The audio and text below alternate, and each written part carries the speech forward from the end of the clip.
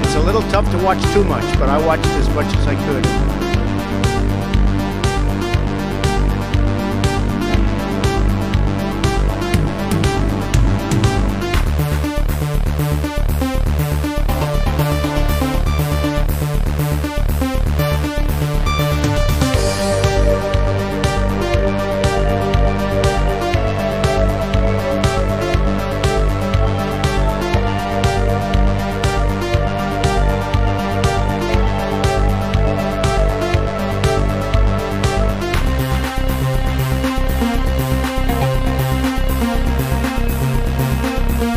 I have a simple proposition here. I'm here to ask you for your help. Where I come from, you don't get far unless you ask. My name's Joe Biden. I'm a Democratic candidate for the United States Senate. Look me over. If you'd like to see help out, if not vote for the other guy, give me a look.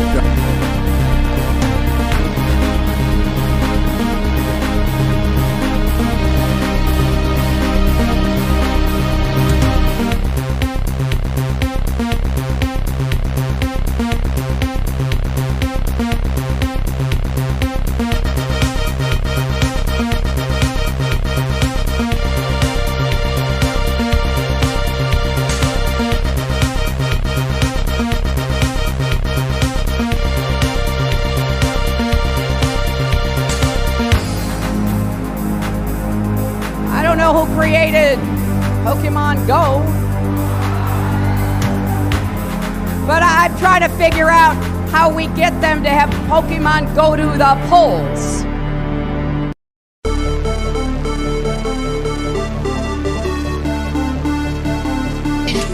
That was an opinion of somebody, and that was a retweet. I'll put it out there. People can decide for themselves. I don't take a position.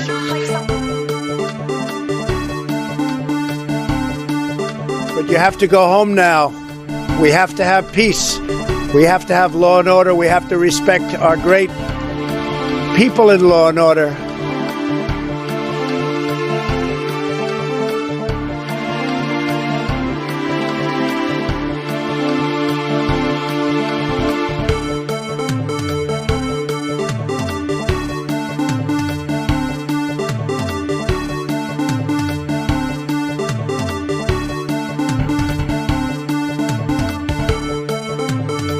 And then they have cans of soup. And they throw the cans of soup. That's better than a brick because you can't throw a brick, it's too heavy. But a can of soup, you can really put some power into that, right? And then when they get caught, they say, no, this is soup for my family. You're so innocent. This is soup for my family. It's incredible. And you have people coming over with bags of soup, big bags of soup, and they lay it on the ground, and the anarchists take it and they start throwing it at our cops, at our police. And if it hits you, that's worse than a brick because it's got force. It's the perfect size. It's like made perfect. And when they get caught, they say, no, this is just soup for my family. And then the media says, this is just soup. These people are very, very innocent. They're innocent people.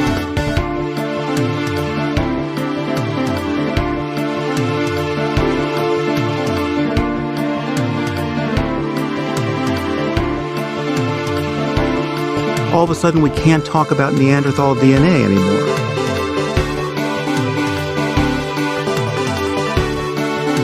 $7 million for reef fish management, $25 million to combat Asian carp, $2.5 million to count the number of amberjack fish, $12 to combat $7 million for $3.5 million to count the number of amberjack fish, to combat Asian carp, to combat $7 million for reef fish management, $25 million to combat Asian carp, $2.5 million to count the number of amberjack fish in the Gulf of Mexico, $7 million for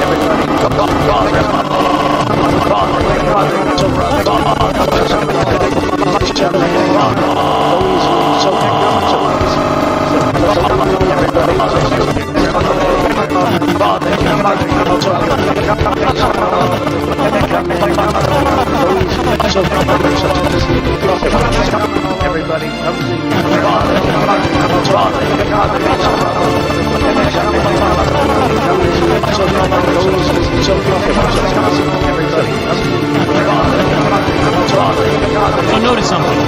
I defended him on his bad joke because I have standards and I have principles. So notice something. I defended him on his bad joke because I have standards and I have principles. Dub is a shit fuck, you know, cringe tour. Dub is a shit fuck, dub is a shit fuck, dub is a shit fuck, you know, cringe tour, etc., etc. Everybody digging my chili, what I'm laying down? That is not true. Hello users, and welcome to another episodic installation of the Above It All live show. Got a program here, ready to go, and hopefully y'all are having a good day. I'm having a day. Today is a day that exists, and I'm having it. So thank you all for showing up. And I will be starting the show now. So we got the program. We're setting up the show. And, well, I already set it up, actually. It's here. And so we're doing a program today. And so be sure to like the stream, folks. We got to like the stream. If you don't like the stream, the show will be over because I'm going to hold this show hostage. If I don't get 20 likes right now, then I'm gonna hold the show hostage. So I got 16 as of this moment in time. I do not, unfortunately for you, I do not have the dislike counter visible. But we're gonna have to get 20 likes before the show can start. Earlier today, I went on a nature walk. I was walking through the nature. There's nature. And I walked through. And there's like a flash storm. It got like really rainy. It was raining all over me. I got rained on tremendously. It was it was like literally like it was like a fucking television or a movie or something, right? Like there was a big flash in the sky, there was the thunder, and then boom, I got rained on, epic style. And so I'm a little wet. As a result, I'm soggy. I'm a soggy doggy. And so I'm just waiting for those 20 likes. So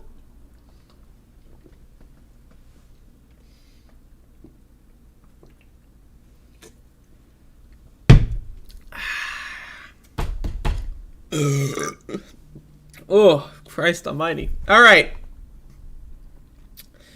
Let's get into the show. Let's get into the show. Let's get into the show. Let's get into the show. Where's the coffee cup?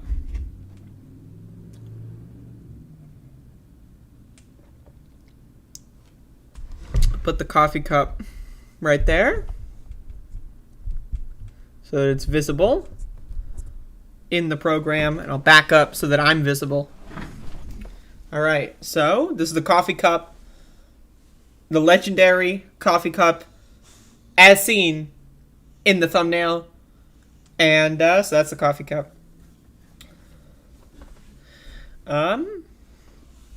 You looks red when you lean back in the chair and the light hit it. What? I looks red? All right, we are still at 19 likes. Once again, the show is being held hostage. The show is being held hostage. I will not start the program until I hit 20 likes. I don't know what to tell y'all. But this is a two-way street. You think I do this shit for free? You think I do this shit for dollar bills? No. I see. Oh, there it is. All right, so let's start the show. Let's start the show today. Let's start the show today with something great. This is great. So, I don't even know how to begin with this, but I'm gonna just begin anyway. As it is, frankly, inconvenient. Human persons, from their earliest days, poisoned in the womb and dismembered, torn limb from limb. Bodies thrown in medical waste bins and, in places like Washington, D.C., burned to power the lights of the city's homes and streets. Let that image sink in with you for a moment.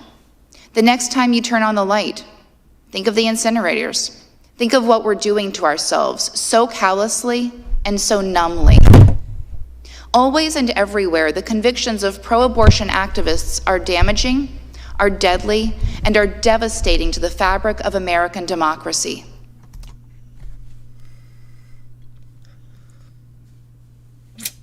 We're burning babies to put the lights on. Now, I just want to say, as a liberal demon rat Satan worshiper,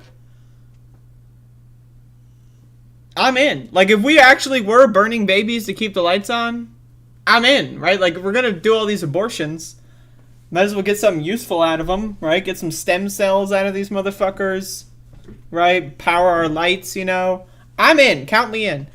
But also, like, note the ridiculousness of this, but then, like, think to yourself, like, this person eats meat. Like, like maybe they don't. I don't know. Maybe it's possible that they don't. But, like, how many of these pro-lifers eat meat? I'm just curious. But then also, like, the pro-life thing doesn't make any sense. I mean, it's just dumb. You know, you can make all the hypocrisy angle, you know, if you want. But, like, man, this shit is crazy. Like, they just make it up. Like, they just make it up. Okay, so we're tearing the babies apart. Limb from limb. Okay. And then they're tossing them into the incinerator. All right. So far, I'm good. Like, I'm okay with this. Like, if this were actually what's happening, I'm okay with this. I just want to say, you know, just for the sake of argument, do you remember being alive when you're 6 months old? Let's get this out here. I am in favor of post-birth abortion. Let's just be honest. I'm just, you know, as a liberal demon rat, in fact, I just got back from my Satan-worshipping ritual. We do that on Saturdays, you know, because Sundays, you know, what we do is we worship Satan on Saturday, and we put a bad omen in the air, so that on Sunday, when these other fuckers worship God or whatever, they got that bad omen. But anyway, a lot of Republicans are saying that, oh, demon rats are trying to kill babies in the 3rd trimester. No. I want to kill babies in the 8th trimester. I'm just saying, I'm in favor of post-birth abortion. Hail Satan. And so I just want to, like, do you remember being alive when you're 1 year old? Do you? Because I don't. I don't remember being alive when I'm 1 year old. So, was I alive? Or, like, I don't know. I'm just saying, like, your body is still developing to the point, and let's be honest. Does anyone really want to take care of babies? Like, if you're having a baby and you want to have a baby and it's a planned baby and you're just, okay, that's fine. But okay, you're going to give away the baby for adoption? What? I don't want to deal with that. No. Oh, Lord have mercy on my soul. Anyway, my point is that these people just say crazy ass shit, and they say it with a straight face. Except these people are not joking. Like, they read this somewhere on like 4chan or something, and they think it's real. Like, that's why I'm, I need to, they just do this. Like, this is just what they do. They say a bunch of stupid ass garbage, and then everyone's just like, and then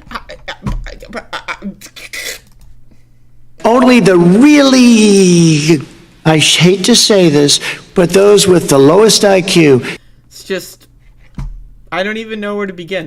So I'm just going to end it there. I don't know where to begin, so I'm going to end it there. Got some coffee here. What's with coffee stains? Y'all ever think about coffee stains? Like, look at this. Like, why is the inside of the cup stained with coffee? And also, why do we make our coffee cups white on the inside? Like, does anyone, like, who makes coffee cups white? Why are they white? Like, okay, you're going to put coffee in the cup. That's what it's for. That's what it's made for. Wouldn't you want to make the cup, like, coffee colored on the inside? I don't know. Maybe there's a reason.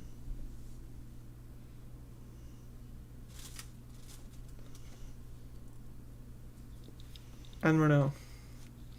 This is another reason why I don't believe in God, is white coffee cups. Are you kidding me? Oh, god damn. And where it should have stopped is at the deal standpoint, when they thought about it. All right, so we got some news here today. When it comes to Republicans, this country has got a lot of really, really, really dumb motherfuckers. Like, just being honest with you, this country, when it comes to Republicans, voters, especially the voters, the politicians are just lying to them. Like, the politicians are actors playing a character on television. Like, it's like, can you separate the art from the artist? Like, oh, your favorite actor said something problematic. Does that make the movie that he plays in bad? So Republican politicians, they're all actors. They're just playing parts on television. But Republican voters are the real dumbass motherfuckers. They are the dumbest motherfuckers in the history of planet Earth. Right? I need you to understand, like, if you were to look at the entire, like, uncompressed timeline of human civilization, Republicans would be number one dumbest motherfuckers on planet Earth. Now, again, I don't want to absolve Republican politicians of their sins, because Republican politicians are quite ridiculous, especially judges. Judges are politicians, by the way. We need to start calling judges politicians. I don't know why that's controversial. Some people get uppity when you call judges politicians. They are politicians. That's just okay. But anyway, so Republican voters are so fucking stupid and now they've managed to take over the Republican Party. So now the Republican Party, it used to be made up of actors. The party of Ronald Reagan, they were all actors. They were just playing parts on television, right? But now the Republican Party is starting to get infected, right? It's starting to get infected by the stupid motherfuckers that put them there. So this is an example of that. And Republicans, again, they're dumb. They are dumb fuck motherfuckers. Okay? But anyway, I got a story here. This is from Wonkette.com. Barnes & Noble is selling books to children, and these Virginia Republicans will not stand for it. This story is insane. This story is insane. We have Elon Musk, right, going out there saying, I'm going to vote for Republicans because they're the party of free speech. And Democrats are so hateful and divisive and censorious. They think Democrats, Elon Musk is parroting this to mainstream culture, that Democrats are censorious, woke mobs of hate, and that Republicans are the party of free speech. Who came up with this, by the way? Like this like meme that has parasitically consumed all discourse in this country, where like if you ever meet someone and they think Republicans are the party of free speech, you need to like back away and go like this. Right? Like Jesus Christ. Right? Like, but this story is insane. And this is not, like, I want to be very clear, this is not, like, proposed legislation here. This is actually insane. Tim Anderson, an attorney and state delegate in Virginia, and his client, Tommy Altman, made a frightening discovery. There are entire stores dedicated almost solely to books, and that are willing to give these books to your children for a price. Probably around $17.99. There are even things called libraries that will lend them books for free in hopes of getting them hooked on reading and also sin. I love the creative writing from Robin Panaccia here. Creative writing, I like it. I'm in. Outraged. The men took their case to the Virginia Beach Circuit Court, where a judge agreed with them that books are bad and not meant for children, and declared two of them Genderqueer, a memoir by Maya Kobabe, and A Court of Mist and Fury by Sarah J. Maas, to be, quote, obscene for unrestricted viewing for minors, which means they can now be restricted. It seems they are largely upset about genderqueer because they're afraid it's going to turn their children genderqueer, or perhaps just turn them into people who are not raging assholes about other people existing. And that A Court of Mist and Fury was kind of just thrown in there for plausible deniability reasons, because if they're upset about a heterosexual sex scene in a fantasy book, that means they're not bigots for going after genderqueer. The two men are also seeking a restraining order on one such store, known as Barnes & Noble, in hopes of barring it from selling these two books to people under the age of 17. Though they have warned parents in a Facebook post that there are dozens of these books out there and that they should probably be very concerned about all of them. I am pleased to announce a major legal victory.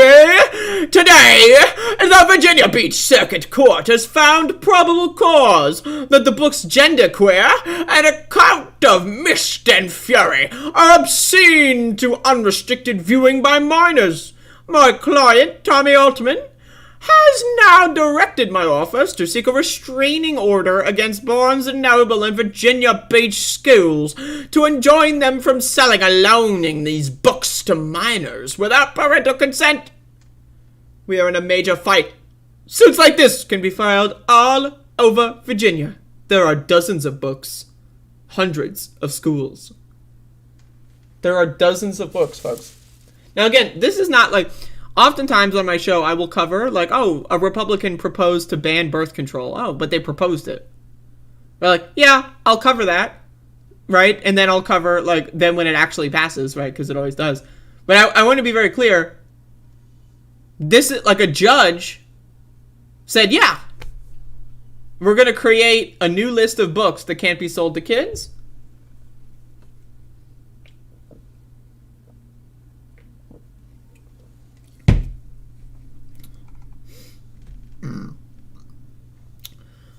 Ooh, the comments on this post were also really something. I am so grateful for this victory! Exclamation point! Exclamation point! Exclamation point! Thank you! Exclamation point! Exclamation point! Exclamation point! Along with redacted, shared Facebook profile for married couple. I have been fighting this issue for 5 months, and I put my entire life into it. wrote one woman who is very upset about books. I refuse to believe it when over and over and over I've been told that we can't remove books because of the First Amendment rights. Obscene materials are not protected by the First Amendment. Obscene material. Well, like, what is obscene material? We'll find out in a moment. I am legally obligated to direct your attention to this same woman's banner on her profile, in which she describes herself as a Christ follower, life coach, and collagen rep. I just want to say the creative writing on wonkette.com, this is great. So this is what she's got on her fucking whatever. I am deceased. I'm loving the creative writing. All right, okay. In order to be considered obscene, to the point of not being protected by the First Amendment, a work must meet the following criteria, known as the Miller test. 1. Whether the average person applying contemporary community standards would find that work taken as a whole appeals to prurient interest. Whether the work depicts or describes in a patently offensive way sexual conduct specifically defined by the applicable state law, and 3, whether the work taken as a whole lacks serious literary, artistic, political, or scientific value. What? What? It is very clear that neither of these books meet the standard, which means that they are protected by the First Amendment, whether Serena Joy over here approves of that or not. There are hundreds of other comments from other parents who are also just finding out about books for the first time ever. They'll probably be even more upset when they find out their kids could be reading things like this. When she carried on her whoring so openly and flaunted her nakedness, I turned in disgust from her, as I had turned in disgust from her sister. Yet she increased her whoring, remembering the days of her youth, when she played the whore of the land of Egypt and lusted after her lovers there, whose members were blah blah blah. Anyway, so it's about Egypt or something. That's from a little book called The Bible. That's called The Bible. So let me get this straight. The Bible is talking about whoring and nakedness in the Bible? There's lots of other weird shit in there as well. Like a guy trying to get a bunch of gay dudes to rape his daughters. Ostensibly to protect some angels who could probably just disappear if they wanted because of how they're angels and not people. Whoever wrote this article, fucking Robin Panaccia, this is A+ creative writing. This is S tier article writing. Who then in turn rape him and have his babies. These parents should be very concerned. In one article about the lawsuit, one woman shared the story of her quest to get the book Genderqueer banned from local schools. Just a reminder, 63% of Americans believe in angels. 63% of Americans are stupid fucking schizophrenia patients. No offense to people with schizophrenia, of course, but I need to come up with a better way to express that. Anyway, Stacey Langton, a Fairfax County mother of 6. Jesus Christ. Can we talk about how this bitch is having 6 kids? There's gonna be 6 fucked up motherfuckers in the world because of this bitch's selfish ass? Fuck. This is why I believe in abortion so much. Like, if this bitch got aborted, like, think about the fucking, like, domino effect. This bitch didn't get aborted, and now we've got 6 fucking morons being spawned onto this planet. Like, Jesus fucking Christ. Has been waging this battle with Fairfax County Public Schools for months. On several occasions, she has taken it upon herself to read excerpts from Genderqueer in school board meetings. She tells 7 News she will follow Anderson's lead. This shows there's a higher authority, said Langton. There's another pathway here, And if a judge adjudicates it and rules the book to be obscene, then, from my understanding, it would have to be removed here, as it will be down in Virginia Beach schools.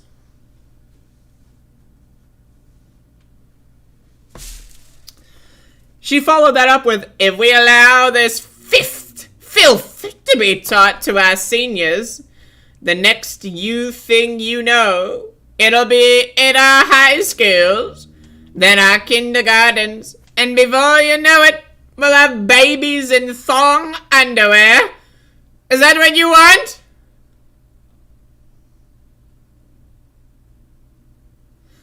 Langton isn't just some nobody. Mother Jones credits her with starting the rights war on books, so she's a bit of a censorship celebrity. All jokes aside, this is actually horrifying. Going after schools and school libraries is disturbing enough. But actually going and telling booksellers and regular libraries what they're allowed to sell or lend is just beyond anything we've seen in decades. It is incredibly important that young people have access to books that help them understand themselves and safely explore the things and ideas that they have questions about, including their own gender identity and sexuality.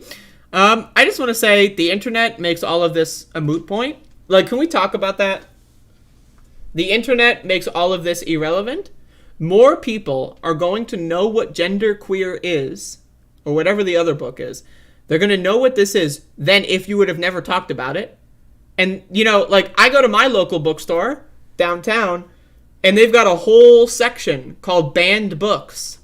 And I'm going to have to go down there and show them this article so that they can put that in the banned books section. Like, again, like, the more you make this kind of stuff happen, especially with the internet, right? People are just going to look up what the book is. Like, Amazon's got this thing where you can, like, read, like, the first 10 pages or something, right? Like, I'm sure, you know, kids probably know how to, like, pirate things, right? Kids are pretty smart. So, like, this is just crazy. But the things that you really need to understand is that they're doing this because they can. Right? Like, that's what you need to, like, it's not like they're doing this, you know, because they think that they're going to win a war or whatever. Like, they're doing it because they can. They control the courts. They control the politicians. They control the corporations. They control fucking everything. So they're doing it because they can. They're doing it to fuck with you because that's entertaining for them. That's pretty much it. These are fucking psycho-ass, dumb fuck motherfuckers. Republicans are the dumbest group of people that have ever existed. Republicans are dumber than flat earthers. Republicans are dumber than anti-vaxxers. I mean, there's a big Venn diagram there, but, you know, still.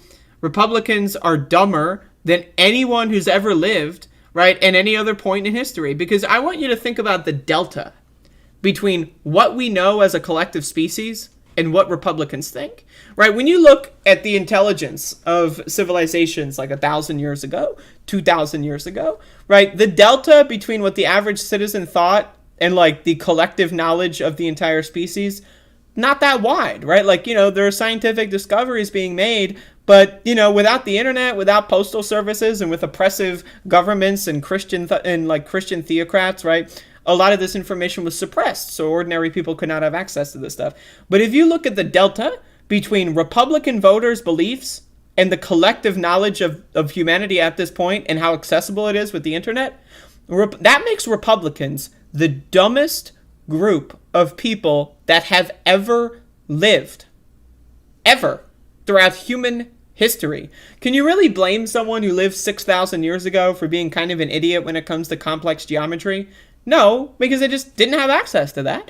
We all only know what we know because of our ancestors, right? They gave us a world with all of this information, and every generation builds off of the last generation, right? Theoretically, right? So 10,000 years ago, 20,000 years ago, right?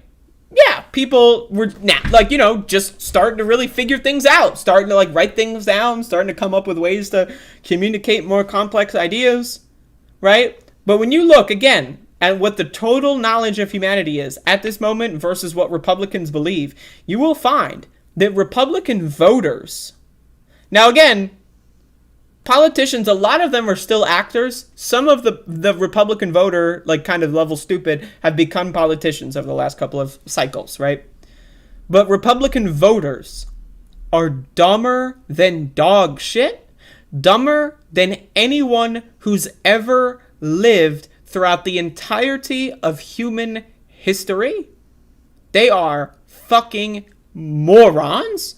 And again, I really hate to say this. Only the really, I hate to say this, but those with the lowest IQ.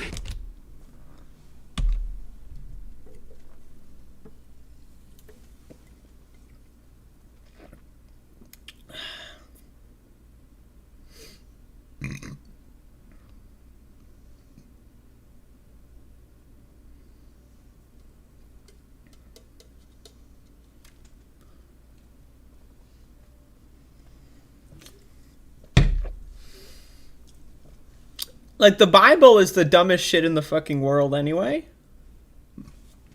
Let's talk about the goddamn Bible. The goddamn Bible? Dumb ass fucking shit. First of all, if you're watching this video, there is a 99.9999999, let's just be honest, there's a 100% chance you've never read the Bible. You might be thinking, wrong. You read like some dumbass motherfucking goddamn moron king's interpretation of some other dumbass fucking idiot translator's version of the goddamn Bible. Most people watching this video, if they've read the Bible, probably read like the King James version, and they probably read it in fucking English, right? Like, again, you have never read the Bible. Now, let's talk about the fact that every time the Bible like is passed down through these generations and there's new iterations and new versions or whatever, what they do is they add and remove things. Okay? Y'all ever think about these Dead Sea Scrolls? Y'all ever think about these goddamn dead-ass sea scrolls? Have you heard about this shit? So apparently there's Dead Sea Scrolls, right? And they're like extra books. They're like DLC, right? They're like expansion packs for the Bible. But like, we just didn't know about them? So, okay, let me get this straight. So that means that the Bible, right? It's not the word of God. Anyone that thinks that's a fucking moron, right? The Bible is a collection of stories. And like, along the way, they just forgot them. They just like, whoops, I misplaced the fucking, whatever, like Enoch or whatever. I misplaced it. Whoops. Just lost it. It, you know, there was like a windstorm and it flew out of my satchel. And then it's gone for 3,000 years or 2,000, whatever. So let's just be honest. The Bible doesn't fucking mean anything. And also, let's be honest. Every time the Bible is translated, right, people will insert their own interpretation. And then, like, you know, generations go by, blah, blah, blah, right?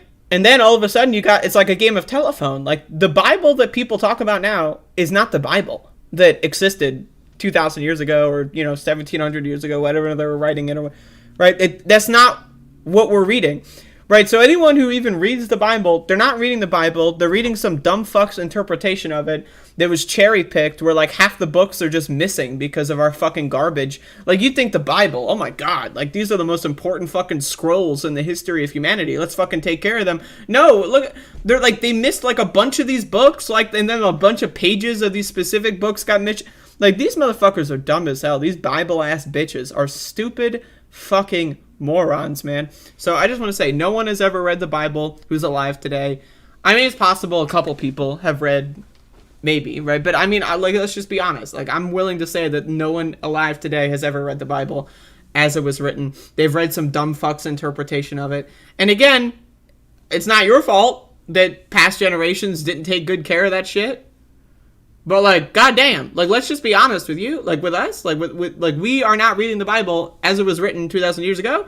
You're reading some stupid-ass motherfuckers, like, translation, then they got translated to another translation, and then they got translated to another translation, then some king was like, all right, remove half that shit, and then let me translate the rest of this, and then the king, like, took over the, like, half the fucking world or whatever, and then, like, fucking mandated that this is the Bible that has to be taught or whatever, and then, like, again, y'all motherfuckers are dumb as hell.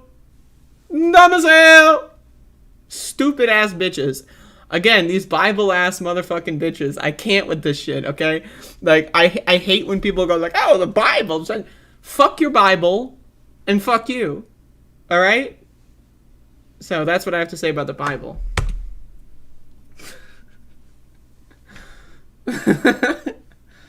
Oh.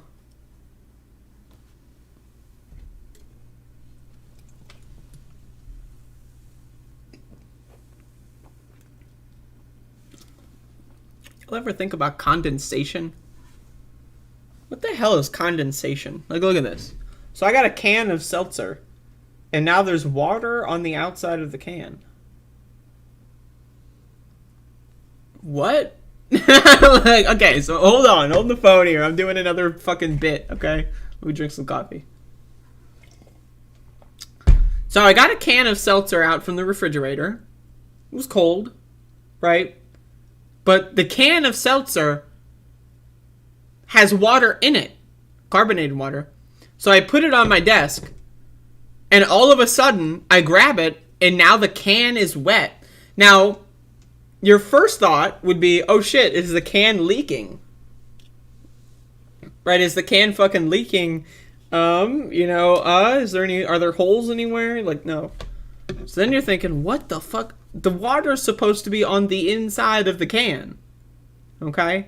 So condensation. So you're telling me I put the can down and it sucks the water out of the atmosphere? Like a goddamn desiccant packet or something? It just like somehow in the micro universe, right, which we are not privy to, putting this can on my desk is like a magnet for all the moisture is like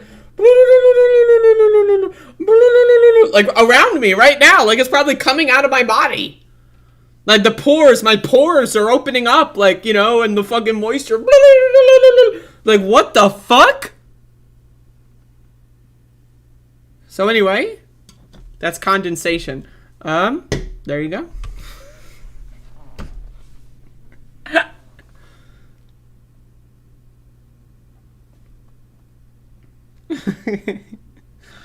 Oh. Why do you think you get so thirsty when you're drinking cold water? You're thinking, oh shit, I'm getting all this water in me. Why am I so thirsty? I need more water. I'm so thirsty. It's because every time you put that water bottle down, it's sucking the fucking moisture right back out of you.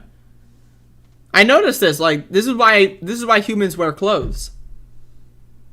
People are thinking, oh, why don't humans walk around naked all the time? I think that all the time. Right? But okay. The reason is if we walk around naked, we're gonna fucking die, right? We're gonna fucking dehydrate. We're gonna shrivel up. We're gonna fucking shrivel up. This fucking, all these water cans are pulling the moisture right out of our systems. What the hell is going on here? I say the water should be inside the can. That's what I want my water to be, inside the can. That's what I'm saying.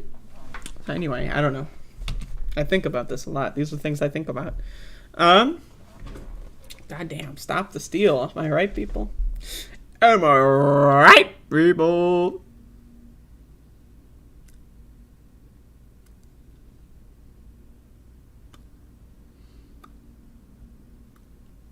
This is the Andrea makes weird faces portion of the show.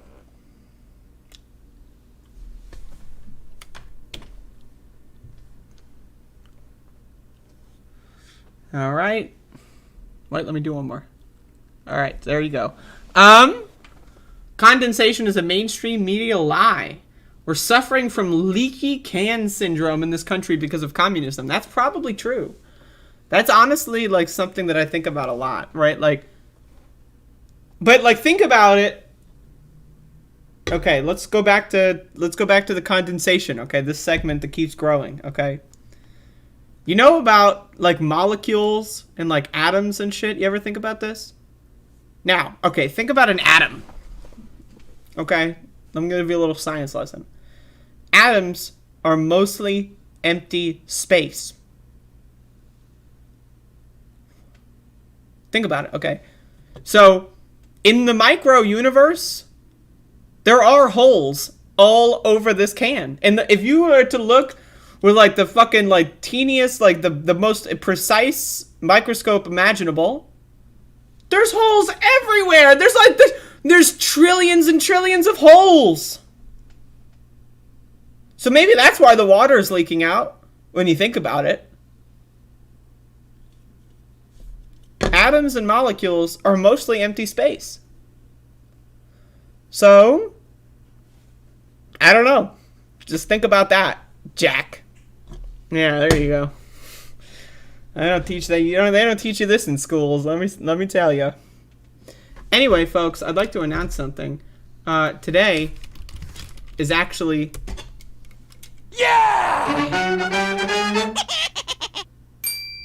the weekend.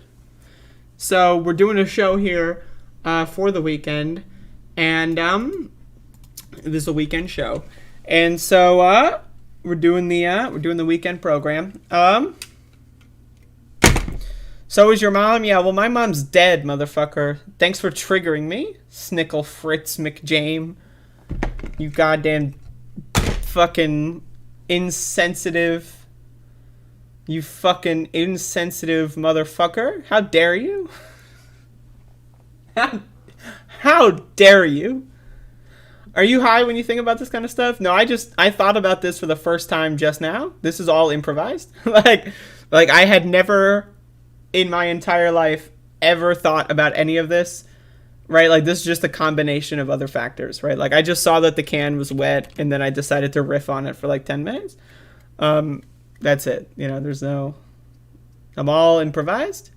Anyway, got a show going on.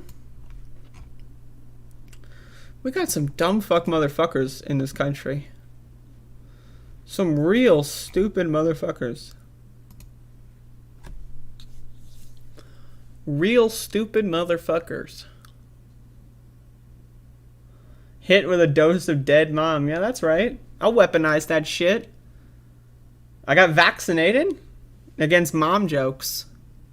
I just say, yeah, well, my mom's dead, and boom, I win every single your mom joke battle. I win by default.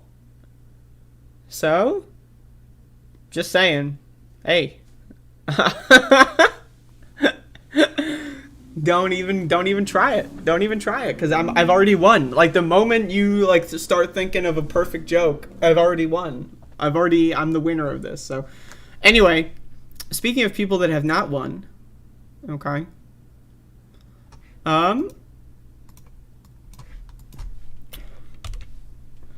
So this person that I'm about to cover, if you're watching the clip of this, you'll see just by the title, but I do these live streams, so I like to tease them a little bit. I'm going to cover a clip here from someone who I believe last time I checked,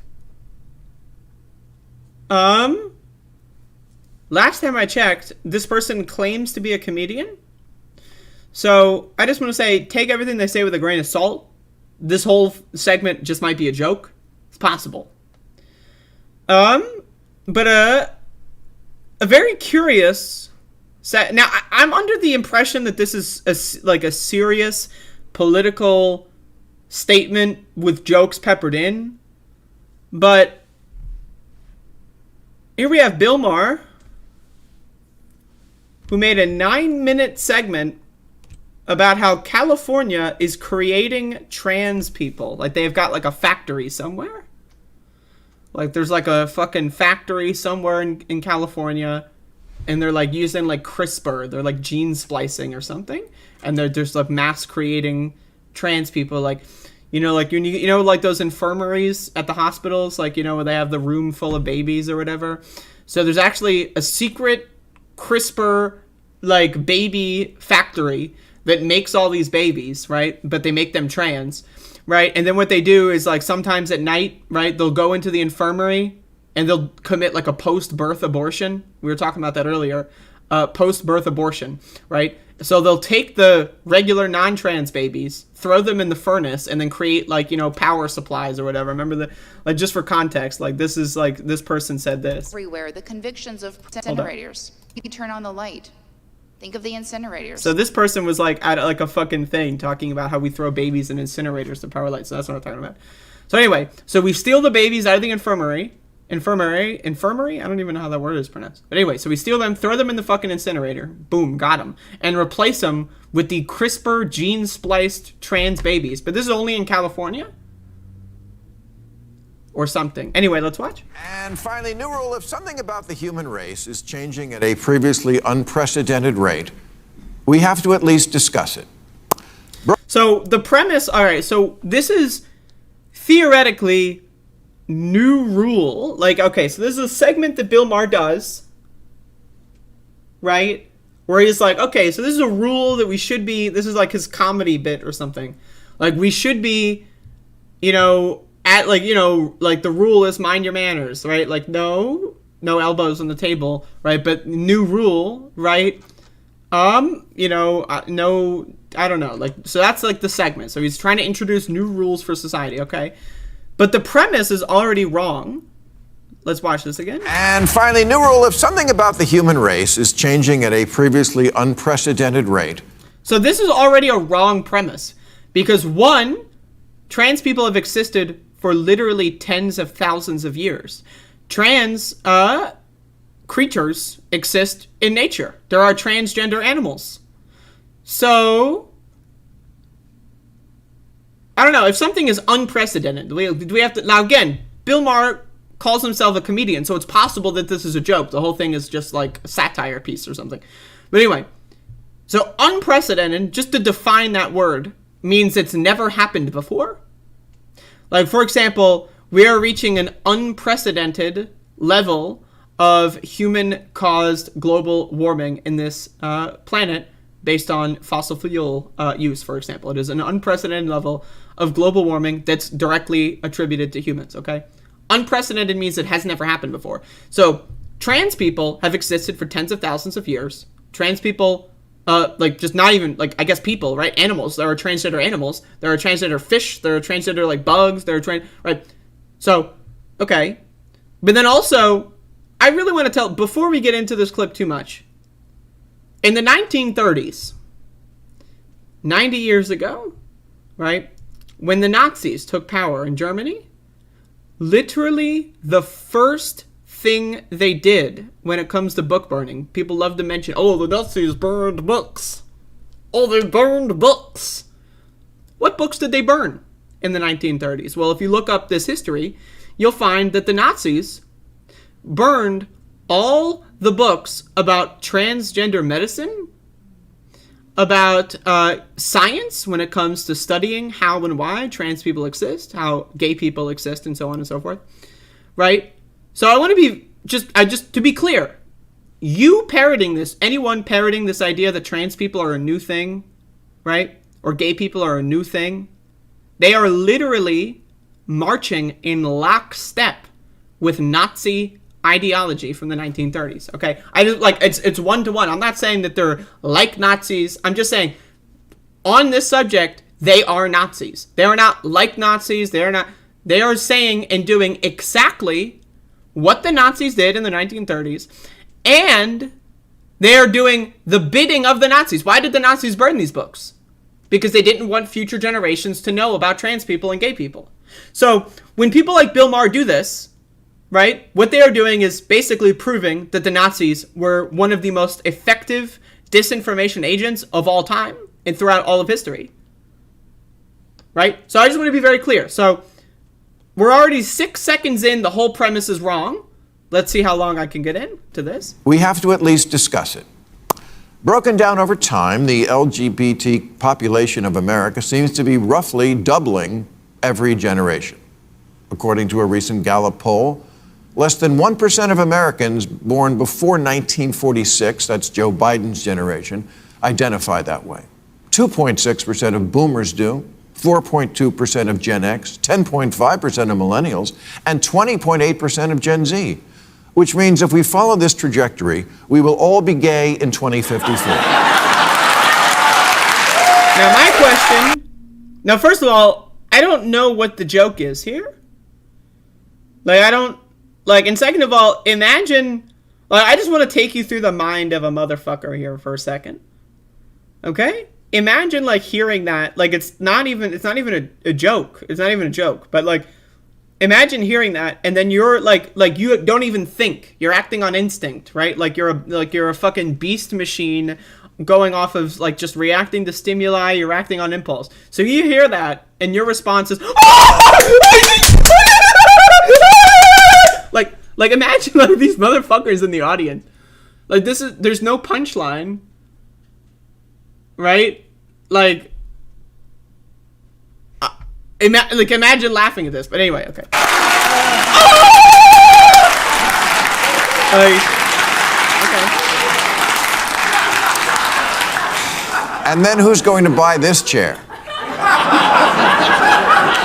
You got a visitor? I'm just saying that when things change this much, this fast, people are allowed to ask, what's up with that? All the babies are in the wrong bodies? Was there a mix-up at the plant, like with Captain Crunch's Oops, All Berries?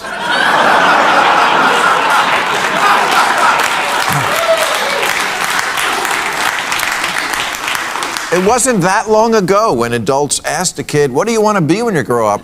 They meant, what profession?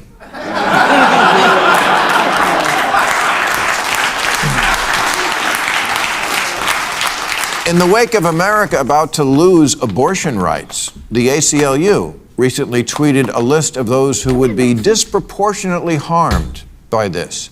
You would think women might top that list? No, wasn't even on the list. Second on the list was LGBT. Really? Abortion rights affects gay and trans people more than, breeders? I'm happy for LGBT folks that we now live in an age where they can live their authentic lives openly. And we should always be mindful of respecting and protecting. But someone needs to say it. Not everything's about you.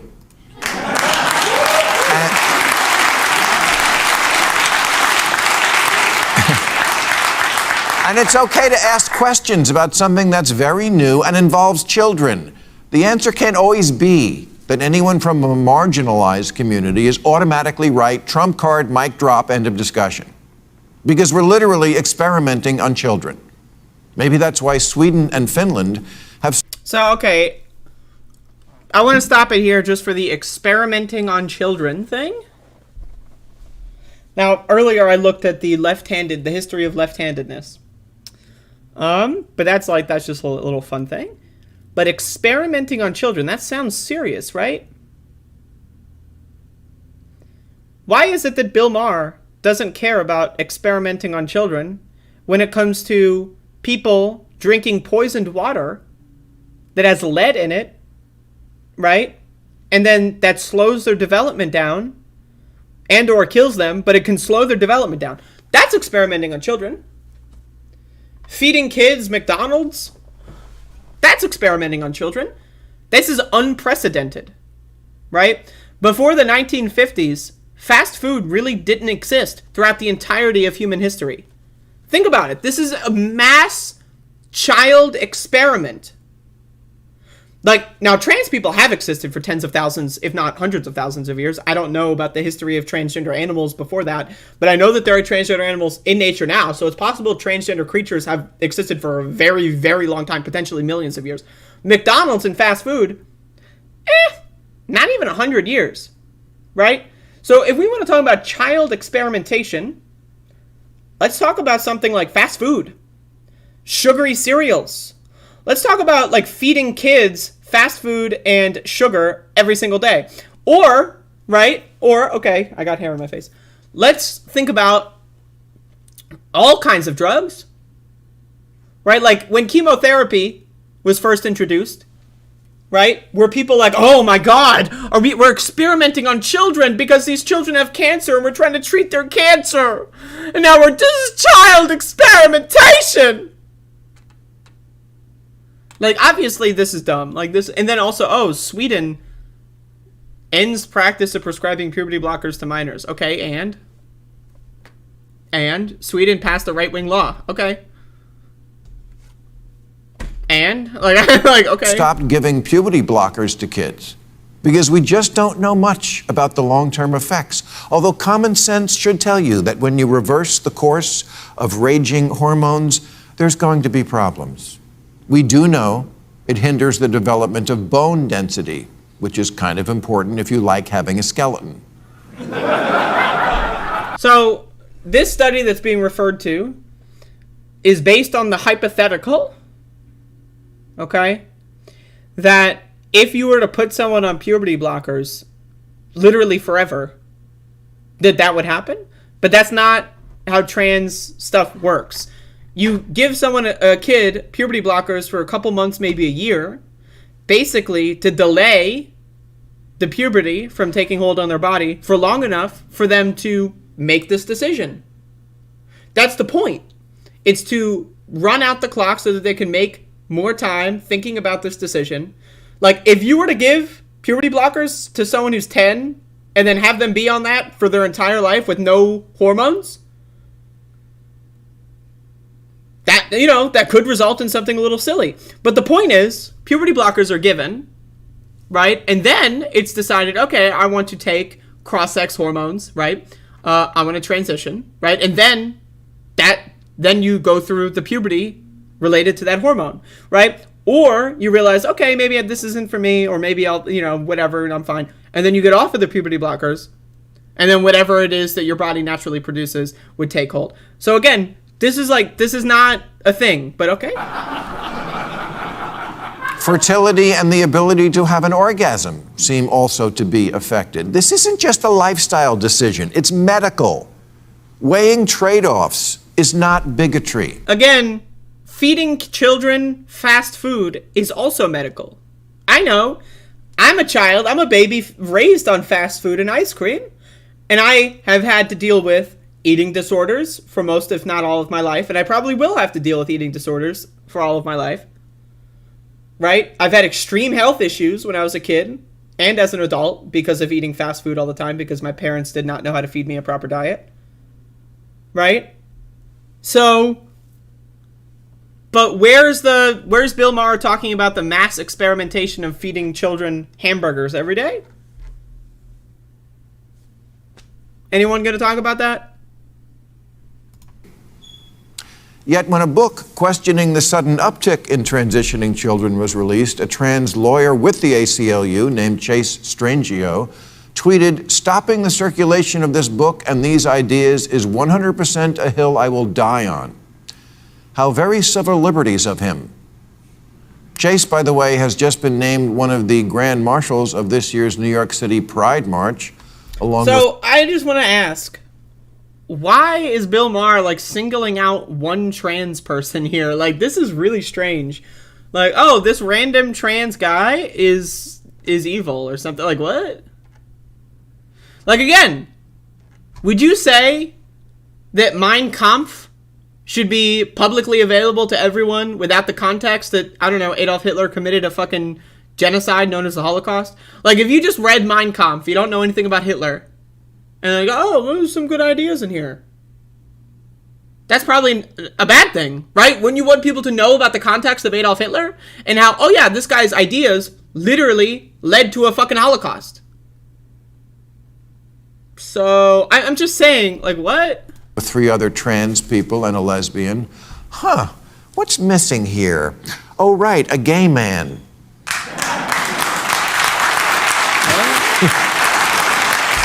Wait, okay, so there's 3 trans people, quote, and a lesbian. What's missing is a gay man? How do you know that the 3 trans people, of the 3 trans people, how do you know that none of them are gay? I don't know what Chase's sexuality is. How do you know Chase isn't gay? What? Like, what? That's where we are now. Gay men aren't hip enough for the gay pride parade. What? But there's no proof for that. There's no evidence. Compared to trans, gay is practically cis, and cis is practically Mormon. Okay. So again, this joke doesn't make any sense. Gay is practically cis. What? Cisgender means you are not trans. Cis is the opposite of trans. If you are trans, right, it means you are transitioning. You are changing gender. If you are cisgender, you are not changing gender. So the idea that like gay people being cisgender is a joke or a punchline, there are a lot of gay people that are cisgender. What? Like, what? It just doesn't make any sense. And this is a phenomenon we need to take into account when we look at this issue. Yes, part of the rise in LGBT numbers is from people feeling free enough to tell it to a pollster, and that's all to the good. But some of it is, it's trendy. Penis equals man? Okay, boomer. Remember, the prime directive of every teen is anything to shock and challenge the squares who brought you up. It's why nobody gets a nose ring at 56.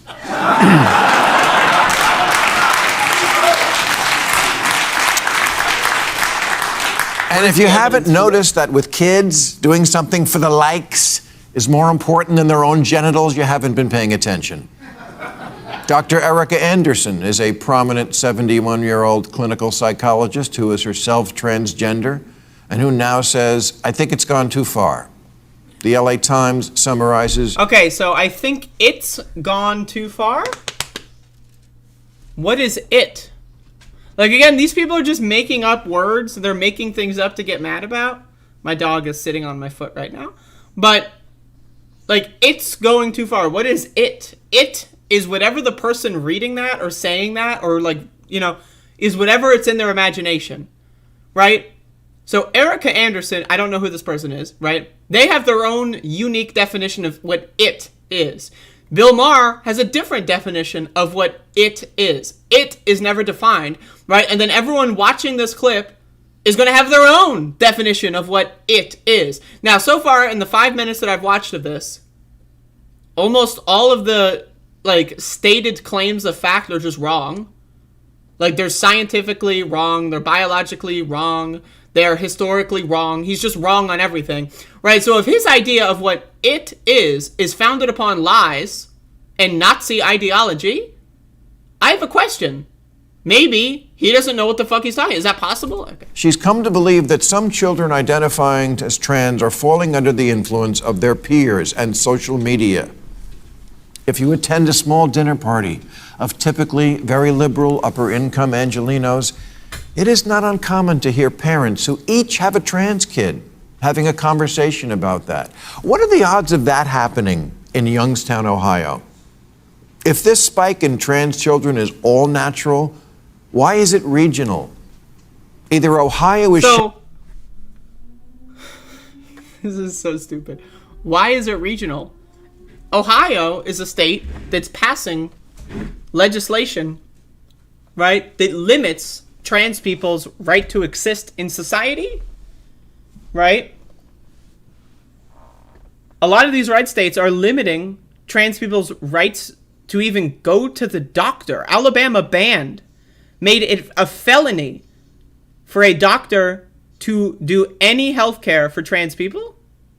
So maybe, just maybe, if there is a high likelihood that either, like, one, you won't even get the care you need anyway, or two, if you identify as something openly, that you'll get bullied or killed or murdered or, you know, whatever, right? Right? The amount of people that die from hate crimes in the trans community is a shockingly large percentage of trans people, right? So, like, this is a duh, right? Like, I remember, now I know Bill Maher is a proud atheist. I remember, right, identifying as an atheist in high school and getting a lot of pushback. Getting a lot of people saying I'm a Satan worshiper, I'm evil, I'm a demon, all this and that. Now again, if I cared about what they thought, maybe I wouldn't have been open about being an atheist when I was in high school, right? It's possible maybe that depending on how your community would provide backlash, that people might keep these things a secret. Now again, what's also very strange is that Bill Maher acknowledges this earlier in this segment. He says, oh, people are more comfortable, when he was doing the whole 100% gay joke, He said people are more comfortable saying that they're gay now than they ever have been. So, in this very segment, Bill Maher from 5 minutes ago debunked Bill Maher from this moment in time. So Bill Maher is this segment is so incoherent that it doesn't even make any sense. Like he debunks his own arguments. Shaming them, or California is creating them.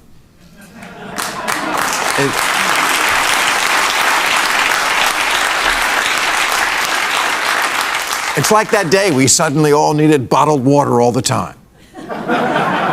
If we can't admit that in certain enclaves there is some level of trendiness to the idea of being anything other than straight, then this is not a serious science-based discussion. It's a blow being struck in the culture wars. So, okay, culture wars. Like this idea that it's trendy. Like, one, it has to acknowledge that, like, it's built in that being trendy makes it bad, right? But, like, also, if people want to experiment with their gender, and then they go, like, oh, this isn't for me, what's the problem with that?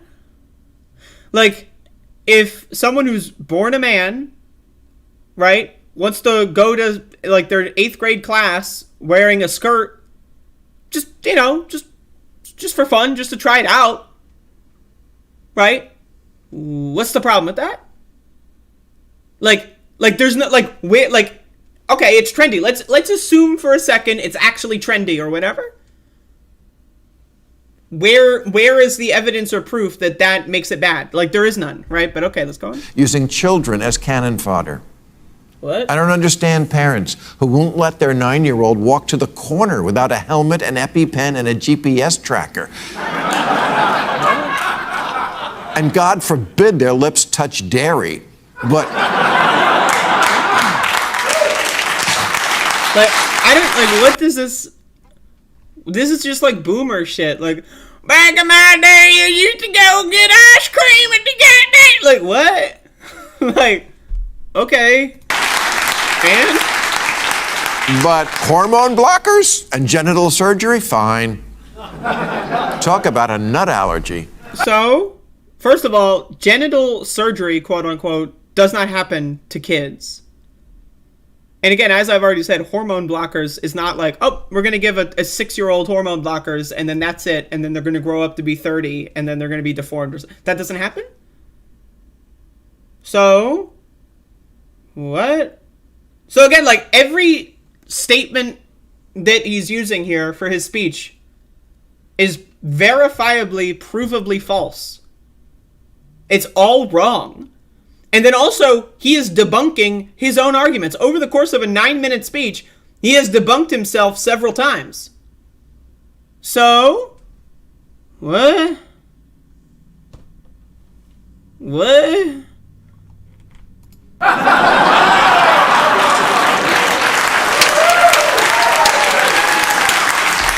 Who is this fucking, like, loser fucking bitch, by the way?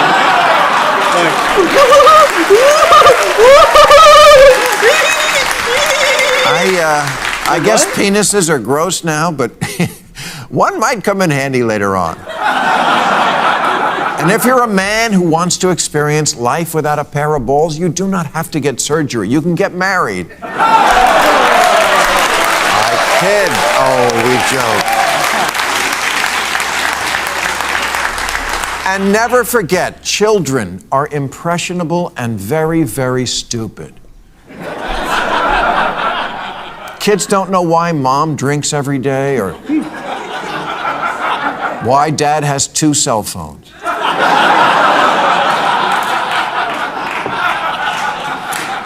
Maybe the boy who thinks he's a girl is just gay, or whatever Frasier was.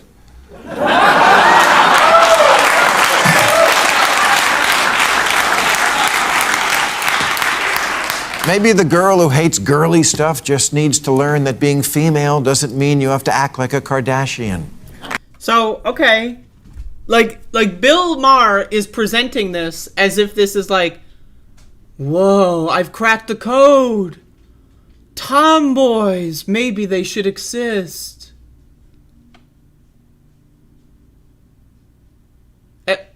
So, but again, this goes back into he's debunking himself, right? Like, he's debunking his own argument because earlier he was crying that more people are experimenting with their sexuality and gender, and now he's saying people should experiment with their sexuality and gender. Maybe people should. Maybe boys should wear skirts and girls should play with fucking like trucks and shit. But that's literally what you like this is like such an incoherent series of words. Could you find, like, just out of curiosity, right, if anyone watches my show or any of my clips, could you find a 10-minute period where I have debunked myself several times within the same 10-minute period? Like, how do people think like this? Like, how do you write this? Like, because he wrote this out. He's reading off a teleprompter, right? Like, he's got, like, images selected for his jokes, right? So he is obviously well-rehearsed. How do you write all this down, then reread it, and not realize that this is the most incoherent garbage on planet Earth? That's what's fascinating to me. Like, that this is scripted. This is fucking scripted. Like, I get it if someone's improvising and they've never really thought about something before, maybe, right, it makes sense that they're incoherent. This is scripted. This guy wrote all of this down and was like, and then reread it and then shared it with a whole team of writers, and no one was like, hey, Bill, this part kind of contradicts this part. These are both you're arguing for the exact opposite thing. No one said that? He's got like a writing team of yes men? Like, what? Like, what? Like, that's fascinating. I mean, that is truly impressive, I must say. That part right there. Maybe childhood makes you sad sometimes, and there are other solutions besides hand me the dick saw.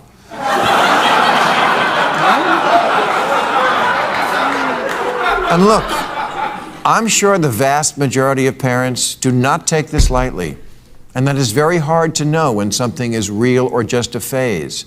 And I understand being trans is different, it's innate. But kids do also have phases. They're kids, it's all phases. The dinosaur phase, the Hello Kitty phase. One day they want to be an astronaut, the next day you can't get them to leave their room. Gender fluid, kids are fluid about everything. If kids knew what they wanted to be at age 8, the world would be filled with cowboys and princesses. So once again, literally, not even within a 10-minute span, within a 45-second span, he's like, oh, maybe girls should play with trucks or whatever. Maybe they should just experiment with their whatever. Now he's like, oh, kids can't be gender fluid. Within 45 seconds, this guy is contradicting himself. This is like the most incoherent boomer rant I've ever heard. Like your fucking drunk uncle who's had 6 beers too many, right, at the fucking whatever wedding barbecue you're at, anniversary barbecue or some shit, your fucking 3-year-old's birthday, and you invite the drunk uncle over. That guy would probably be more coherent than this fucking shit. And then again, I want to remind you all that this is scripted. Like, this was written out. This was wrote out. Multiple people, a team of writers wrote this, worked on it, crafted it, and no one realized, oh, wait, we just contradicted ourselves within a 45-second time span. Shit. Well, let's just, reword this. What?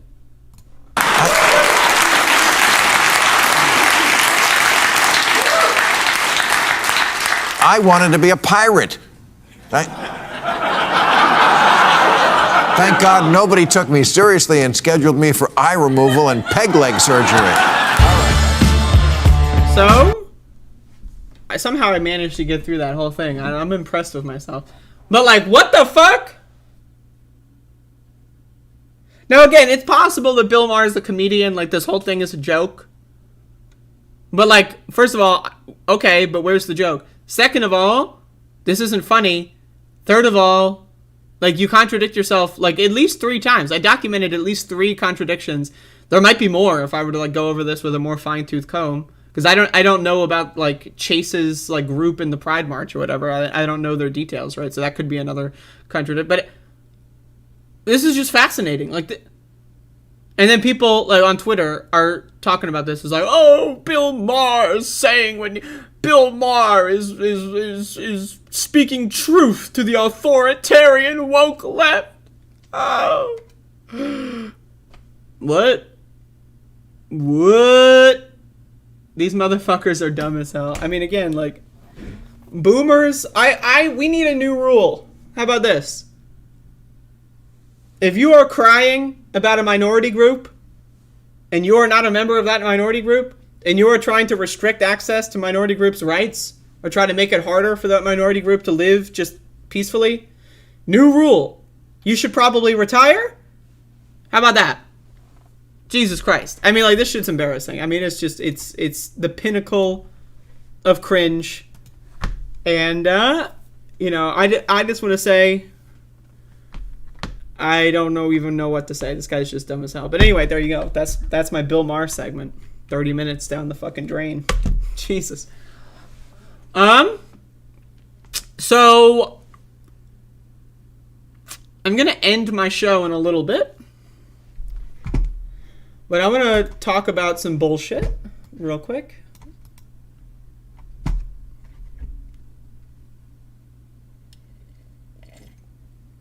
I'm going to talk about a little bit of bullshit. Just real quick here. Alright, so I know a lot of people don't like when, like, Twitter drama and discourse leaks onto, like, other platforms. I know I receive that criticism. A lot of people don't know the context of what I'm going to be talking about. But if you're on Twitter.com in any capacity over the last couple of days, you might have seen that there's this new discourse that I'm going to comment on it on my show. There's a new discourse that's going around on left-wing Twitter spaces. And this discourse is whether or not people should be allowed to do drugs while they are organizing or at a protest. Now, I want to comment on this because I love doing drugs while organizing, and I love doing drugs at a protest, multiple protests. I love drugs, I love protests, and I love organizing, and I like mixing all three of those things, or two of those things in various fashions.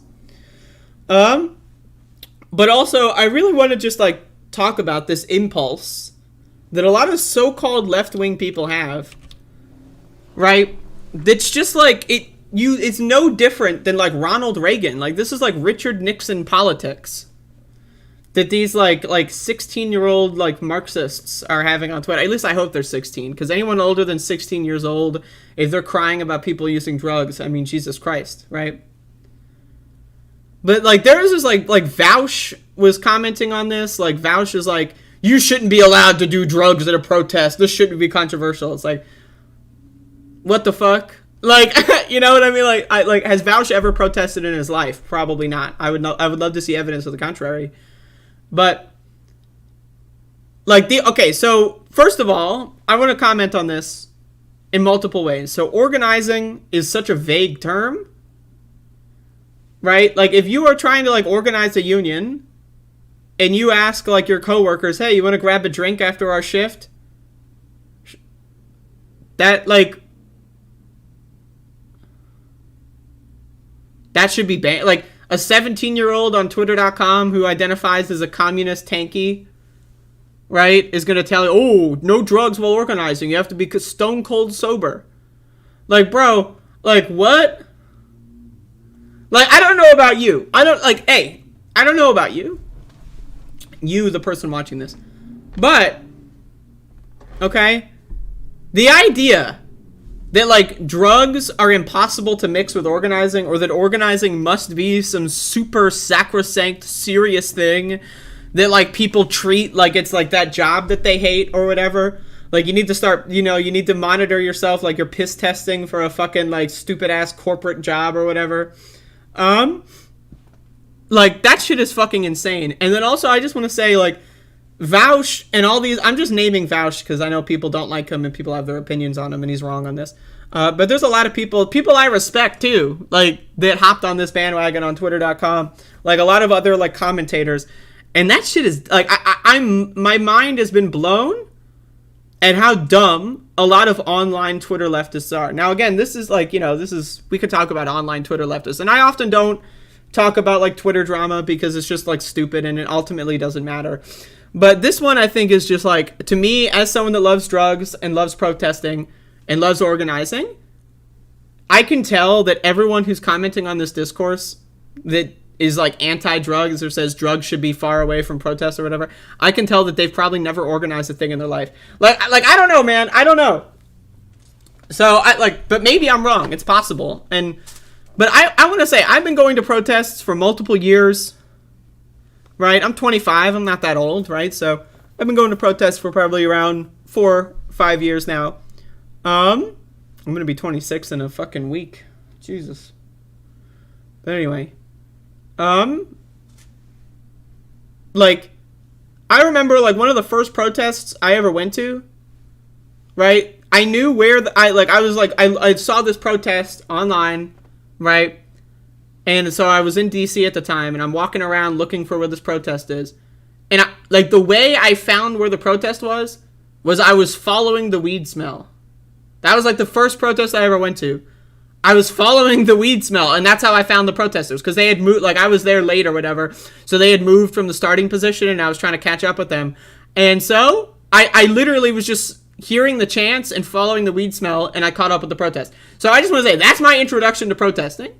Now, this is before I even smoked weed. This is before I even knew anything about drugs, right?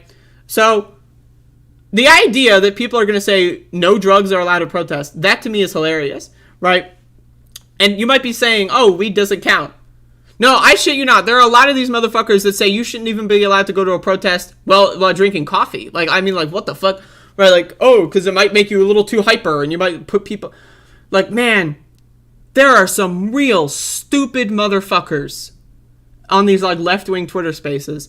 And, like, this is, like, infected almost every online Twitter space. And I also don't like commenting on this kind of stuff because I think it's ultimately really silly, and it's like it's a feedback loop, because when you comment on this stuff, then people are going to comment on that, then you're going to get stuck in these drama wars, and it makes everyone worse. No one learns anything, and typically I like to stay away from this stuff. But I like to talk about drugs on my show all the time, so I'm just going to talk about drugs. So I remember one time last year when the Elizabeth City protests were happening over the police murder of Andrew Brown Jr., I remember I was doing mushrooms, and usually I have my phone on airplane mode, right? I don't like, looking at the outside world while I'm doing mushrooms because, it can, cause me anxiety. Like, all I need to read is, like, one stupid comment somewhere, and then boom, like, I'm in the gone zone. But anyway, so I turn airplane mode off, and then I see, like, on Twitter that Elizabeth City is trending, right? Because, like, a couple hours ago, there was a high-profile police murder. So I'm like, oh my God, I'm hallucinating, right? So then, next thing I know, I'm like walking over to the crime scene and like in the middle of like conversations with people and like meeting people that I'd never met before. And like we were organizing like protests. Like, they're like telling me like, okay, people are going to be going to City Hall, right? I'm going to go to City Hall too. I'm going to like see what people are talking about. I met a lot of people and it was, but like, also, I learned at these protests, right, Elizabeth City protests last year, which I participated in more than any other movement because it was a local movement to me at the time. I met a lot of people in these protest movements that I had never met before. And I'm going to be honest with you, right? A lot of the ways that after a lot of protest demonstrations, right? Like, it's like midnight, people are going home. A lot of the times, people would stick around, go to someone's house, and we'd smoke weed. Or drink a couple beers. And I'm going to be honest with you, right? Smoking weed and drinking a couple beers with people really creates solidarity. Now, again, drugs aren't for everyone. If that's not your thing, that's fine, right? Spaces should be inclusive to everyone. Right? But I'm just letting you know, right? I've never met a lot of people before. We all show up to a protest for the same action, right? We believe in the same cause, right? And we are trying to like learn about each other and make, meet each other and socialize. And it's like, oh, okay, so we're all smoking weed. We're all having good conversations. We're all like getting to know each other more. We're becoming more sociable, right? And then guess what? It made the organizing more fruitful, right? Because people knew each other better. People were more comfortable with each other. Right? And then through the subsequent couple hundred days, right, of protesting, right, people were more friendly to each other. People were more protective of each other. People knew each other more and cared more about helping each other. And that's a good thing, right? So again, like this idea that has permeated these weird, like super online echo chamber, like left-wing spaces that like these like respectability politics, like you need to like do everything. Every move you make needs to be perfectly made for optics so that if a conservative like watches like an Andy No out of context clip that you don't look too embarrassing or something. Like, Jesus Christ, dude. Like, I mean, this shit is fucking ridiculous. I really like, and like there was like this big poll or something that had like a couple thousand votes on it. And it was like a couple thousand people that identify as left-wingers were like, we need to ban all drugs from political organizing. Now, I just want to say, here's another story. When I was traveling as a volunteer on the Bernie Sanders 2020 campaign, this is in early 2020, right before what happened. I remember I traveled to South Carolina for the South Carolina primary. And so when I traveled there, I'm not going to lie, I brought drugs across state lines, but that's neither here nor there. I brought drugs from an illegal state to another illegal state. I'm just being, hey, it's a couple years ago, statute of limitations, right? Whatever. But anyway, I was like, I put my drugs in a secret stash. I'm not going to tell you how I made them secret, but they were undetectable. And now again, this is all hypothetical, of course. I would never violate federal law. I respect the United States government too much to do that. That said, this is all hypothetical. But I remember like being super hush-hush about my own drugs. I mean, I'm talking about weed here, right? But still. And then I shit you not, right? Like, so, people are like traveling and we all like split an Airbnb, right? In the area. And, there's like 4 or 5 of us or whatever. And I was like, okay, well, I like doing weed. I love to do weed, right? But I don't know if everyone else does, so I'm going to keep it on the hush-hush. I shit you not, as soon as we get in and we all say hi to each other, a motherfucker, like, starts rolling a joint and says, who wants to smoke? And, like, again, I'm not, like, these are people I've never met before, right? All I know is that they are volunteering on the Bernie campaign. They're willing to spend, like, a week of their life or, like, it was, like, 4 days or something, knocking on doors for 8 hours a day, right? And literally, within like 20 seconds, these motherfuckers are like, oh, let's smoke weed. And I'm like, okay, awesome, right? And then we smoke weed. And then like, that whole entire time, when I was canvassing for Bernie Sanders, now, I could not imagine doing canvassing while sober. Okay? Like, if you've ever done door knocking for a political campaign, and you're on the left, and you're saying you've done that while sober, you deserve a special achievement award, because I remember knocking on doors and having to deal with the dumbest motherfuckers. Like, I remember there was like a Pete Buttigieg supporter, right? It was like, I would never vote for Bernie because I have kids. Don't you understand? I have kids. Why would I ever vote for Bernie? Like, this bitch is yelling at me because I just knocked on the door and she saw I had like a clipboard with like a Bernie thing on it. Right? Like if I wasn't high out of my asshole, I would have I don't know how I would have reacted. I would have like either started laughing at her. I don't know. Like, that's just the most ridiculous shit in the world. But like, again, I just want to say, like, political canvassing is hard work because it reminds you just how stupid everyday Americans are. Right? Now, you meet a lot of great people when you're canvassing, right? But it's a gamble. It's a crapshoot. It's like rolling the dice.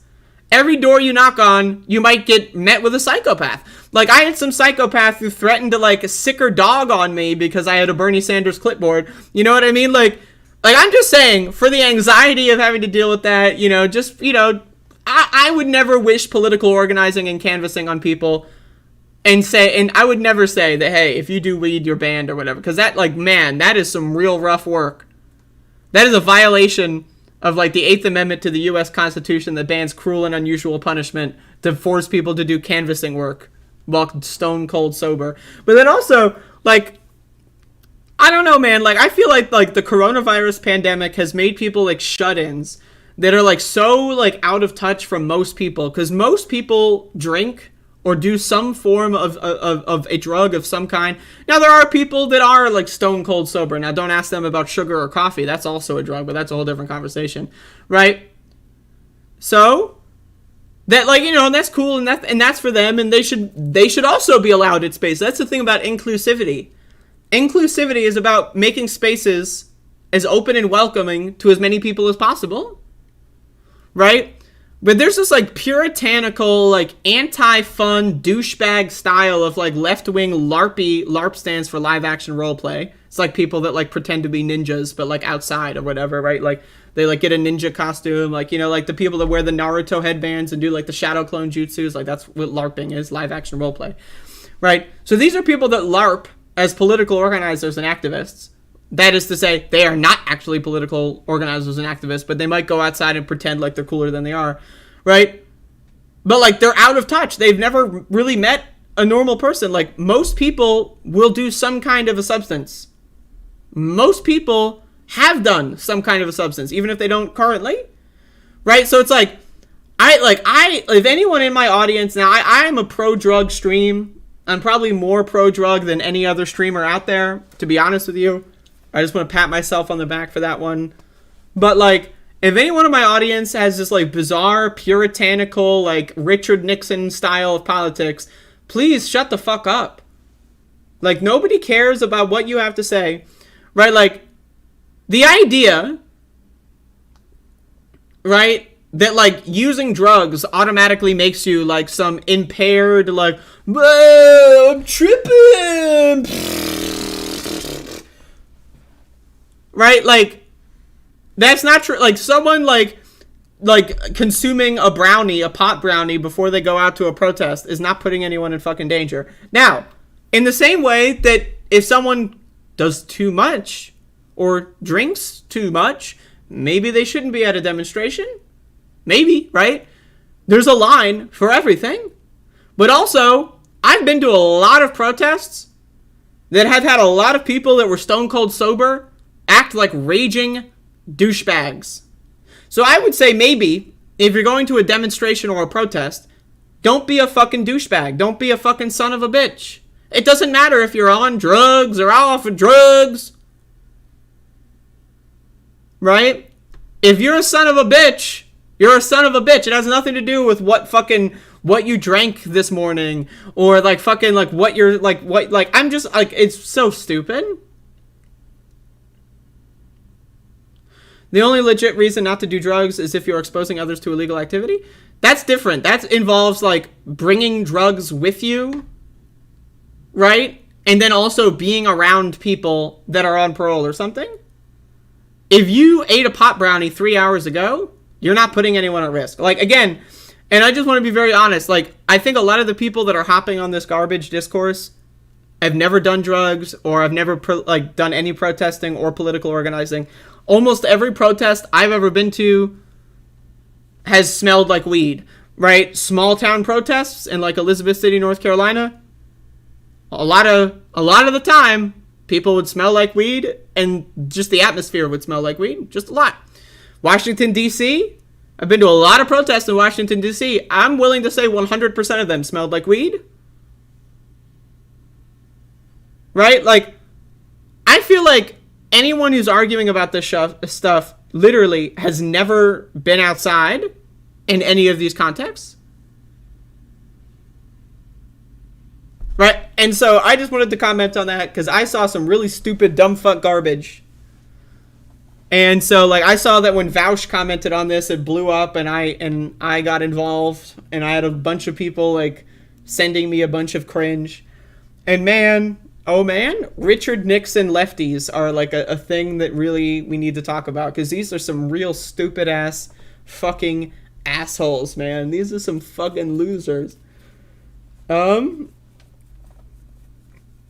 I remember, like, Bernie rallies. Like, I remember going to Bernie rallies. I remember going to Bernie rallies in South Carolina, right, where I'd never been to South Carolina before, right? And I remember looking, where's the Bernie rally? How do we get there? how did we know where to go? We followed the fucking weed smell. Bernie Sanders was walking on stage in an illegal state where half the people in the crowd were smoking weed. Like, just openly, and now maybe you can say it's probably a bad idea to do it openly in an illegal state. Like, sure, maybe.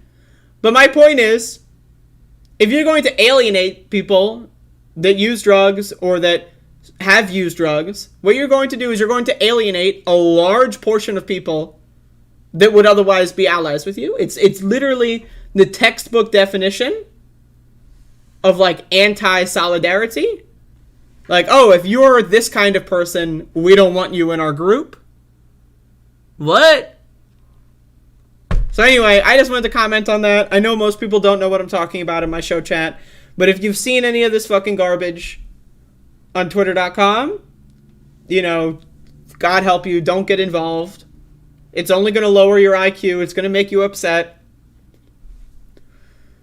It's just the dumbest shit in the world, and I wanted to comment on that a little bit. Now, if someone wants to show me, like, a clip of Vaush doing a protest, I'd love to see it. Because, honestly, I'm not sure. I'm willing to bet that he's never done any serious political organizing outside of Twitch.com or whatever it is. Twitch.tv. Like, wow. Like, I really cannot imagine having such a brain-dead take. It really is the dumbest shit in the world. But anyway, LARPers, man. Fucking LARPers. Like, I would rather these people put on their Naruto headbands and do some shadow clone jutsus. That is, like, that is less annoying than going to a protest and being like, is someone here smoking drugs? Like, Jesus fucking Christ. And then the idea that, like, you know, it's just all organizing. Like, you can't get a beer with your fucking coworkers after work and talk about unionizing because beer makes you, like, oh, you're gonna get all goofy. God, these motherfuckers are so stupid. I'm a Richard Nixon leftist, folks. Drugs are bad. Anyway, no movie reviews today because I'm already doing a long show. I'll do some tomorrow. But goddamn, I just wanted to talk about some really dumbass motherfuckers that I'm gonna be honest. I'm triggered. I'm gonna be honest. I got triggered. And there you go. So anyway, hopefully y'all have a good day.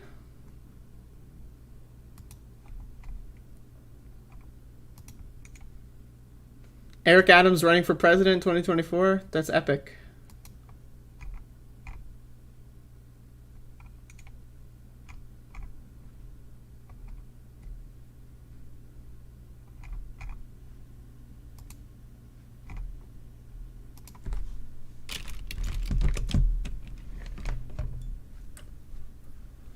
The Leaf Clan. Fuck yeah. The goddamn Leaf Clan. That's what I'm saying.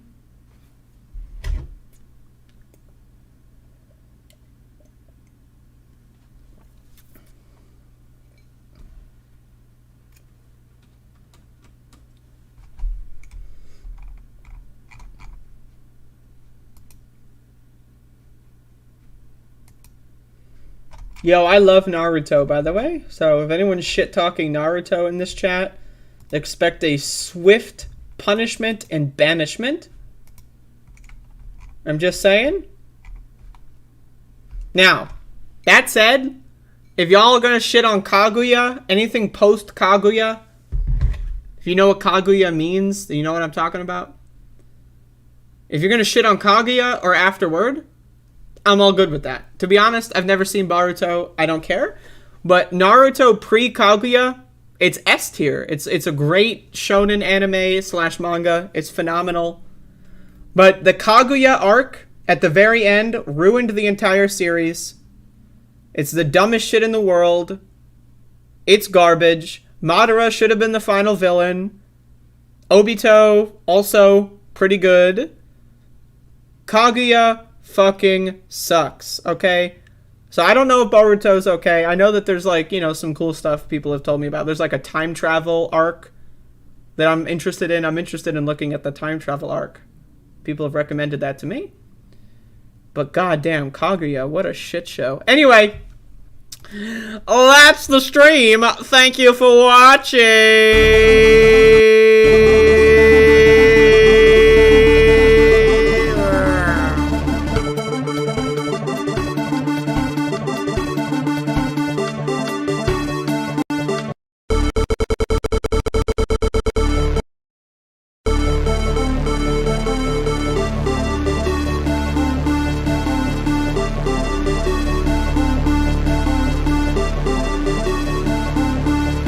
There was no response. They didn't have one for that.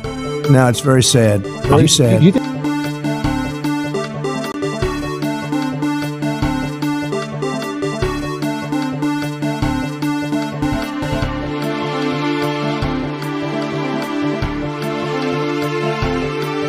Why attack Sanders? Why Sanders? Why Sanders? Why Sanders? Oh, you're getting nervous, man. Oh,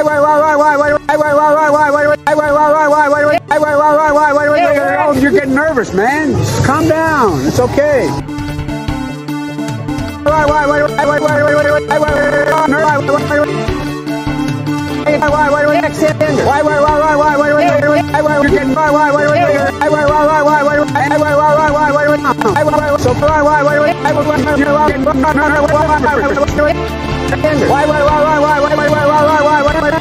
It's okay. You're getting nervous, man.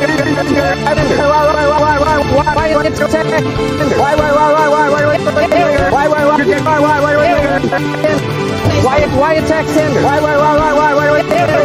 you're getting nervous, man.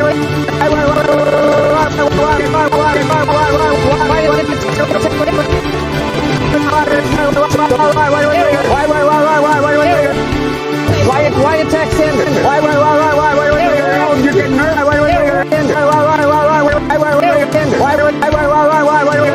Oh, you're getting nervous, man.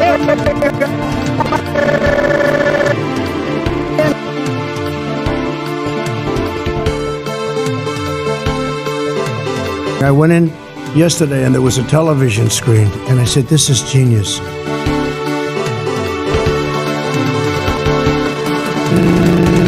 Yesterday and there was a television screen. Television screen, and I said, this is genius.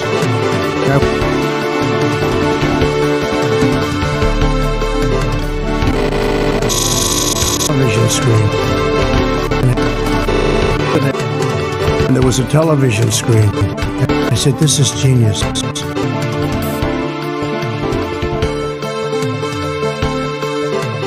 I went in yesterday and there was a television screen, and I said,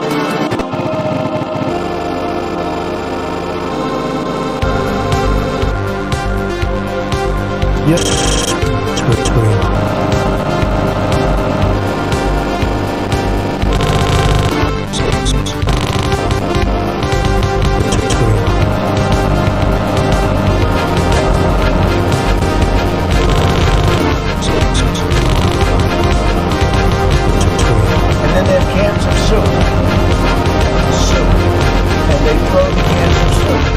And then they have cans of soup. Soup. And they throw the cans of soup. And they throw the cans of soup. Soup. And then they have cans of soup. Soup. Soup. Soup. They throw the cans of soup. People come soup. Soup. Soup. Lay it on the ground. Soup. Soup. At our soup. Soup. And they throw soup. It's better than a brick soup. You can't throw a brick. Soup. And when they get caught, soup. And then when they get caught, people from my family, and then they immediately soup. People coming over with bags of soup. And they lay it on the ground, and the anarchists take it and they start throwing it at our soup. You can't throw a brick. And if it hits you, that's worse than a brick. soup. It's soup. And then when they get caught, it's made perfect. And when they get caught, soup. It's soup. It's soup. My family. Soup. And then the media soup. These people are very, very innocent. And then they can't sit our soup. It's soup. It's soup. They throw the cans of soup. It's better than a brick because you can't throw a brick. It's too heavy. With a can of soup, you can really put some power into it. Right? And then when they get caught, they say, no, this is soup for my family. They're so innocent. This is soup for my family. It's incredible. And you have people coming over with bags of soup, big bags of soup, and they lay it on the ground, and the anarchists take it and they start throwing it at our cops, at our police. And if it hits you, that's worse than a brick because it's got force. It's the perfect size. It's made perfect. And when they get caught, they say, no, this is just soup for my family. Give me